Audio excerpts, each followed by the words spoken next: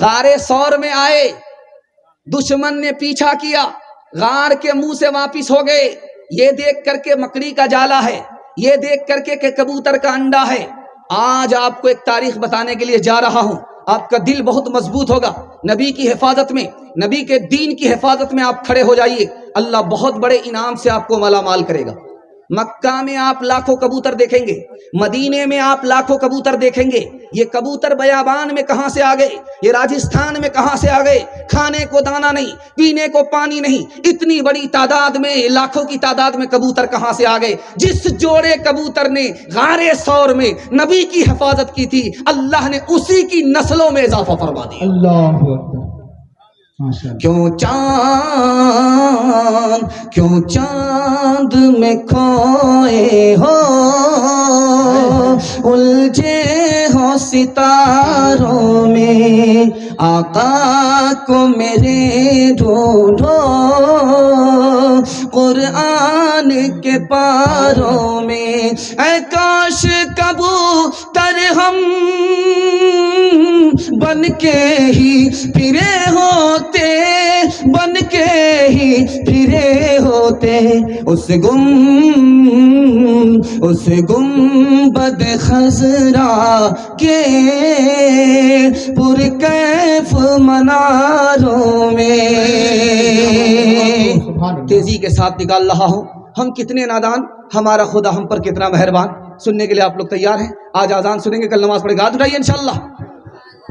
پھر آپ سوچ رہے ہیں کہ چھٹی ہو گئی، میں آپ کا پیچھا چھوڑنے والا نہیں، جب تک میرے حصے کا جلسہ مکمل نہیں ہو جائے میں آپ کا امتحان لیتا رہوں گا تاکہ میرا پیغام ضائع نہ ہو جائے۔ دھیان سے سنیے گا، اذان کی صدا لگی، اللہ کے رسول کے سامنے آپ کی بیوی ہیں، بیوی کا نام عائشہ ہے، سامنے بیٹھی ہوئی ہیں، اذان کی صدا لگی، اللہ کے رسول نے کہا مننتی تو کون ہے؟ کہا میں عائشہ ہوں۔ کہا تو کون عائشہ ہے؟ کہا ابو بکر کی بیٹی ہوں۔ کہا کون ابو بکر؟ کہا ابو قحافہ کے بیٹے۔ کہا کون ابو قحافہ؟ ڈر کے مارے بھاگ گئے۔ واپس آ کر کے پوچھا یا رسول اللہ، بھائی آپ کی بیوی عائشہ آپ نے نہیں پہچانا؟ ابو بکر آپ کے یار غار آپ نے نہیں پہچانا؟ ابو قحافہ میرے دادا آپ نے نہیں پہچانا؟ اللہ کے رسول نے اس موقع سے فرمایا اے عائشہ، جب اذان کی صدا ہوتی تو میں صرف خدا کو پہچانتا ہوں، کسی کو نہیں پہچانتا۔ ابو بکر نے ایک یہودی کے منہ پر تماچا مارا، وہ دوڑا دوڑا نبی کی یہاں فریاد لے کر کے آیا۔ اللہ کے رسول نے ابو بکر کو بلا کر کے کہا ابو بکر تم تو جلالی آدمی نہیں تھے، تم نے اس غریب کے منہ پر تماچا کیوں مارا؟ یا رسول اللہ اس نے خدا کی شان میں گستاخی کی، خدا کو فقیر کہا، خدا کو کنگال کہا، یہ تو اس نے خدا کی شان میں گستاخی کی، میں نے تماچا مارا، اگر آپ کی اجازت ہوتی تو میں اس کی گردن اڑا دیتا۔ ایک مثال پر پیغام ختم کر رہا ہوں، بہت دھیان سے سنیے گا۔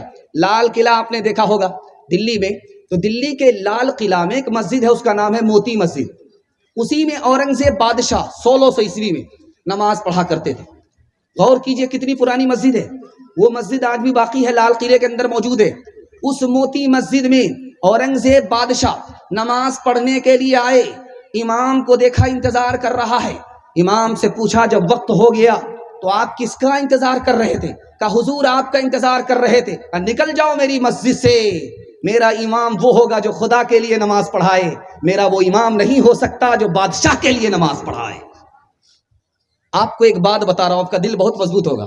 کسی کو روزی زیادہ ملتی ہے، کسی کو روزی کم ملتی ہے، جس کو زیادہ ملتی ہے وہ بڑا خوش ہوتا ہے، اور جس کو کم ملتی ہے وہ بڑا مایوس ہوتا ہے۔ خوشی کی بات ہی نہیں ہے، مایوس ہونے کی بات ہی نہیں ہے۔ کیوں؟ روزی کی مثال دوائی کی طرح ہے، ڈاکٹر کسی کو زیادہ دیتا ہے تو زیادہ دوائی لینے والا خوش نہیں ہوتا، اور کسی کو کم دوائی دیتا ہے تو وہ شکایت نہیں کرتا۔ ٹھیک یہی مثال روزی کی ہے۔ اللہ کو پتا تھا کم روزی میں اس کا کام نہیں چلے گا، اس لیے بڑھا دیا، کم روزی میں اس کا کام چل جائے گا اس لیے اس کو گھٹا دیا۔ اللہ نے نہ اس پر ظلم کیا نہ اس پر ظلم کیا۔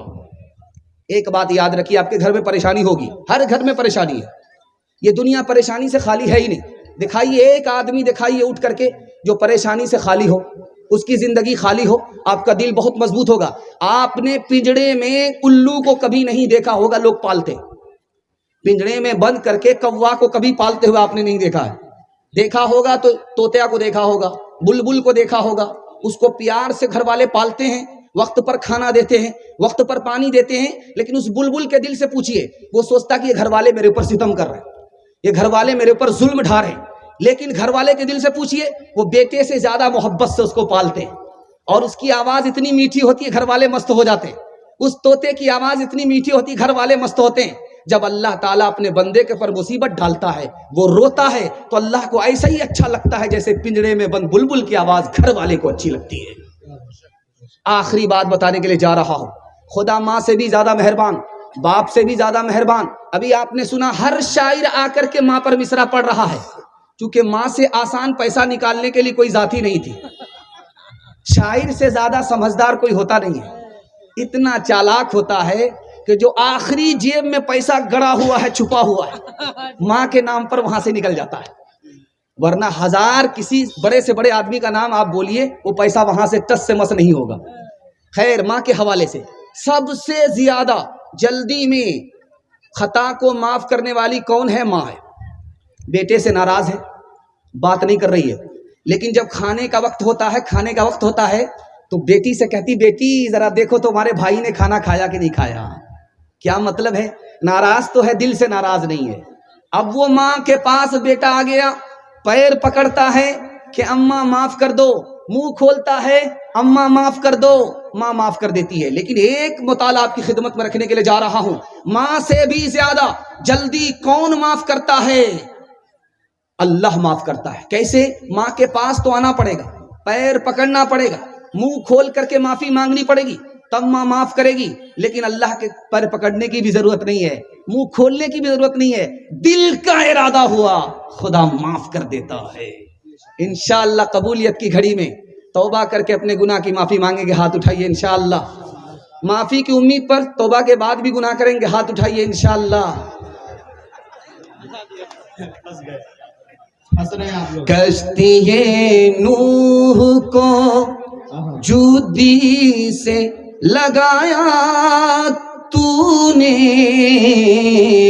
نیل میں غرق سے موسیٰ کو بچایا تو نے, شکم ماہی میں یونس کو جلایا تو نے, چرخ پہ حضرت عیسیٰ کو اٹھایا تو نے, سر اٹھاتے تھے تکبر سے جو اصحاب الفیل, بھیج کر تو نے ابابیل کیا دم ذلیل. آج ادنا ہے یا رب تیری رحمت کی دلیل, آگ گل ہو گئی جب ڈال گئے اس میں خلیل, کس سے فریاد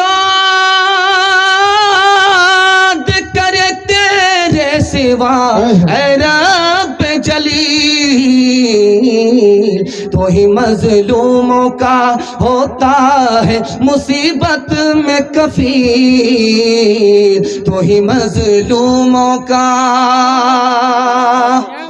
جوانوں کے حوالے سے سنا رہا ہوں, جوان لوگ سننے کے لیے تیار ہیں؟ دونوں ہاتھ اٹھائیے انشاءاللہ. بھول سے بوڑھے لوگ ہاتھ مت اٹھائیے گا, اس دعا سے بھی آپ جوان ہونے والے نہیں ہیں. خیر, سیدھے جنت میں جا کر کے جوان ہو جائیں گے. خیر, یہاں تو ناظم جلسہ جو ہے مذاق کو بھی پکڑنے لگتا ہے. ابھی شمشاد راہی صاحب کسی بوڑھے کے حوالے سے مذاق کیا تو ناظم جلسہ نے پکڑنے کی بھول کر دیا. دیکھیے بھائی, مذاق کو مذاق سمجھا کیجیے. مذاق مذاق ہوتا ہے, دلچسپی کے لیے, ماحول بنانے کے لیے شاعر کبھی کبھی مذاق کر لیتا ہے. اب اس کو آپ حقیقت مت سمجھا کیجیے, یہ اسٹیج کی نزاکت ہے. اگر چھوٹا اپنے بڑے کی غلطی نکالنے لگے اسٹیج پہ, تو اسٹیج کا تو جنازہ ہی ہو جائے گا, کباڑا ہی نکل جائے گا.